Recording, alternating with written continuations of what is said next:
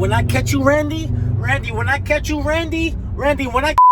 It's the next day, man. We back on the vlog again, and I'm on my way to the chiropractor again. Listen, I was not the type of dude before this to really consider going to the chiropractor. The chiropractor was not something that I thought I would ever do.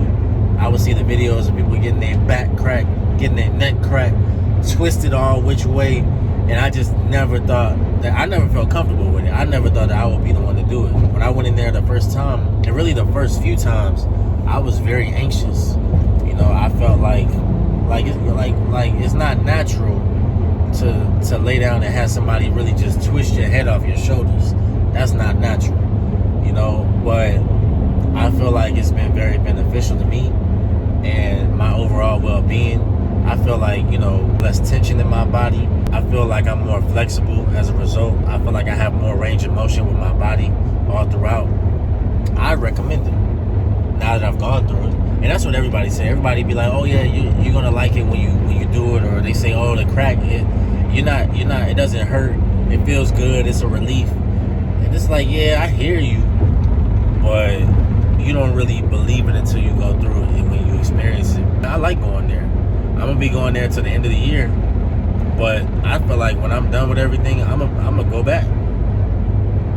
I have a great time in there, and it's a great ambiance too. I feel like a goal of mine is to start doing more things that's good for my overall health and well-being. Like, I'm so used to just focusing on my essentials, and I don't typically do a whole lot of things that's extra. I would define as extracurricular, like going to get a professional massage, you know, getting manicures, pedicures. I didn't get a manicure for the first time until like 2021. You know what I mean? Like, I'm a grown man at this point. Same thing with a massage. I didn't get my first professional massage until this year. Like, never went and did it because I just never felt like it was never like necessary. Like, you don't know, like, it's just another thing to spend bread on. But that's how I saw it at one point. But now I see it as something that can benefit my body. It's something that I think is actually essential.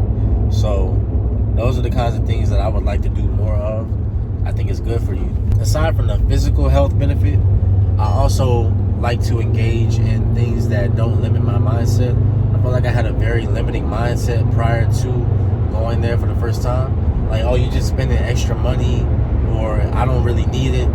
But who said that life had to be all about spending money on things you need? Sometimes you should spend money on things that you want too. You know what I mean? Like, not only is it actually good for you to do these things, getting a professional massage or going to the chiropractor, but life doesn't have to be all about necessity. Sometimes you can do things that you enjoy. And I feel like I'm getting out of that space of focusing strictly on what's essential, what I need, and then spending money on nothing else. I need to get some gas real quick, and I'm about to do what I'm calling the Uber Eats challenge to see how much money I can make, because as y'all know, I said I was doing Lyft on the side. No longer can do it because my car's been totaled.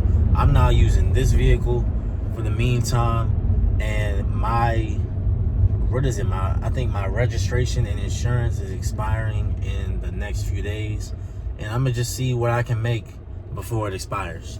I think it's my registration and insurance inside the app, the Lyft and the Uber app, because I had both. I did Uber Eats on the side. I did Uber Eats for like 1 week. It was like 1 to 2 weeks, but Lyft was like my main side hustle. So I had my registration and my car insurance in there, but they both expire in however many days.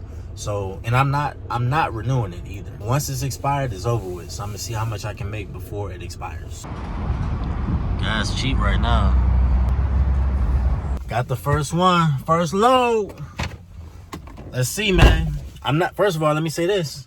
I'm not thrilled because I see $8, man. They said $8, but we'll see how much they tip after this. Instantly reminded of why I don't do this anymore.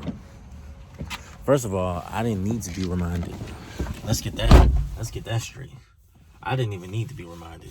It's just like what y'all are gonna see on the screen. I didn't get a chance to take a screenshot of this order because I accepted it too quick before I forgot to do it. But they just offered me $2 for a 20-minute trip. If that's not modern day slavery, I don't know what is. $2. You can't even buy a Pop-Tart out the vending machine with that. This is what we call low income producing opportunities. LIPO. This is why we make our money work for us, not work for our money. We're at the next spot, man. This is a little Chinese spot. I was about to say, somebody eating Chinese early, but it's actually not that early. It feel like it's like 11 a.m., but it's 2:30 right now. We got the next one, man. Randy. Hey, Randy, don't play with me. I feel like all of the orders that they give you, for the most part, they're not that great. So it's like you either gonna not do it or you're gonna do it and hope for a generous tip at the end of the order. Because if not, Randy, when I catch you, Randy, it's gonna be a problem for you. You understand me? Ooh. The next person ordered from Captain D's. You see where I'm at? Do you see anybody in this parking lot but me? Not a single soul eats Captain D's. I can't believe this.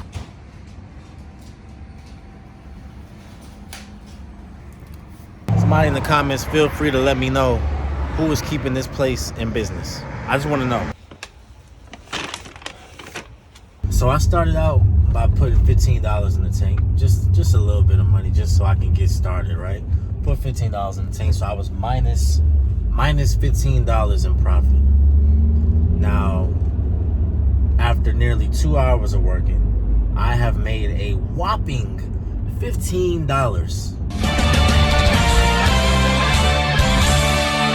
In other words, I made my money back and I've broken even after 2 hours. Would I recommend driving Uber Eats for money? Absolutely. If you want to be poor. Right now we're picking up at a place called The Bando. Get some money, gotta get some money, never hold your hand.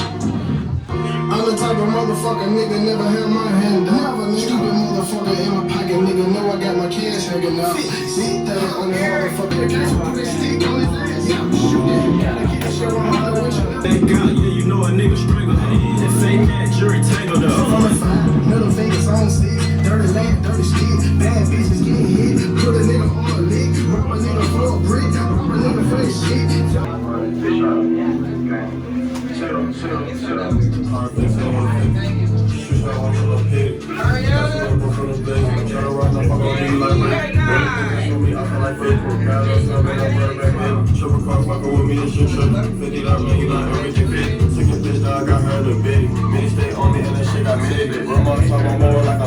I'm not gonna lie, I done been over here a few times, picking up people from Lyft and all that, and I knew I was in the trenches too. I knew I was in the trenches when I came out here. It literally looks like a bando. And the logo outside the front of the place says the bando, and it looked like the backwoods logo. Actually, let me show y'all. You see what I'm saying? It was funny because there was a white dude in front of me in line. He looked very comfortable. I can tell he's a regular. Very comfortable in there. But I love that. I was being funny like, oh, the bando. I didn't even know it was a restaurant. I just walked in there. I didn't know what was going on, but I love that in there. It's like, it's nothing but culture in there. And I 100% will be coming back. Now, granted, as y'all probably know by now, I'm very health conscious. I be in the gym. I eat healthy. I still have my fun. I eat little things here and there, but I try to be very mindful of what I put in my body. This is not going to be that. You know what I mean? Like, they have something on the menu literally called crack wings. It's probably nothing but sugar in those wings. I'm gonna try it at least once. It looked like the type of place that has a very loyal customer base. But the culture in there was amazing. It was very nostalgic in there. It was very reminiscent of what it was like growing up. And I love when I see places like that. Kind of reminds me of Culture Experience. But I never saw that in restaurant form, so that was cool. Now, that's one thing I actually can say positively about driving Uber, Lyft, Uber Eats, Postmates, DoorDash, Instacart, all of them kind of delivery services that you can do to make side money. Now that the cat's out the bag, because at one point I wasn't even trying to let people know that that's what I was doing on the side. I didn't, to be honest, I was kind of, ashamed of that, because at one point I felt like I was a failure for making side money. I felt like a failure for not having full-time income in my business and things going the way I wanted them to go, or the way I thought they were going to go. But I'm here to tell you that there's nothing wrong with making extra money. Like, let's think about this for a second. You're still making money doing the thing. Like, don't get, there's nothing wrong with making money. Like, it might not be the way that you thought you were going to make it, but give yourself some time to evolve. Give your business a chance to grow. It's going to take some time. It's not something that's going to happen overnight. Like, we got to stop this overnight mentality. I say we, I'm included. It's like, we got to stop thinking that we're going to start a business and in 6 months be rich. That's not how it goes. You got to be able to get into something and work at it for like years, 5 years, 10 years. Like, if you're not, it might not, you might get rich in 6 months. You could, but you might not as well. You can't be like, if I don't get rich in 6 months, I'm quitting. Because you're going to quit your business that could get you rich in 10 years to go work a job that's never going to get you rich. Think about that, man. That's not going to add up. So, yeah, I was embarrassed about it. I didn't like the fact that I was doing it. But that's my story. And when I do get rich, I'm going to be able to say, yeah, I did that. I once was doing this too. You know what I mean? Like, there's, you know how J. Cole say there's beauty in the struggle. There's beauty in that. But it's only really beautiful once you get out of it, though. That's your story.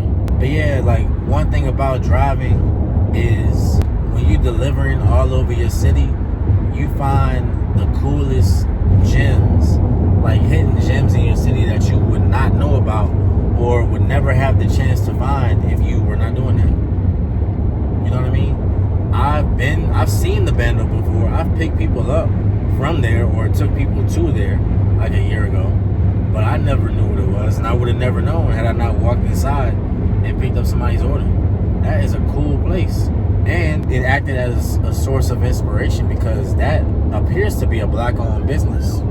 And on top of that, when you go in there, I don't know if you saw, but it was nothing but black employees. So on top of showcasing our culture and giving it a platform for everyone to see what we come from, I saw a lot of things that related to hip-hop and rap culture. I saw a lot of things that related to, our movies. I don't know if you saw, I tried to zoom in on it, but I don't think it picked up on camera. But they were playing Cheetah Girls on the TV, on the vintage TV. All of the 90s and 2000s magazines that was there, like those were original magazines that came out during that time frame when I was a child. So on top of showcasing the culture, they also gave opportunity to people in our community. Nothing but black employees, from the people to the front taking the orders to the people in the back that were cooking the food. And there was some type of shop or something in the back. Black lady was running that as well. So I thought that was really dope. Side note, but there is a gambling pandemic going on, y'all. They trying to promote Prize Picks everywhere you turn. Prize Picks ad, FanDuel ad, DraftKings ad. It's about to get real nasty out here, I'm telling you. Never before have we seen folks at the age of 16 being pushed gambling content at this rate. It's actually very unhealthy.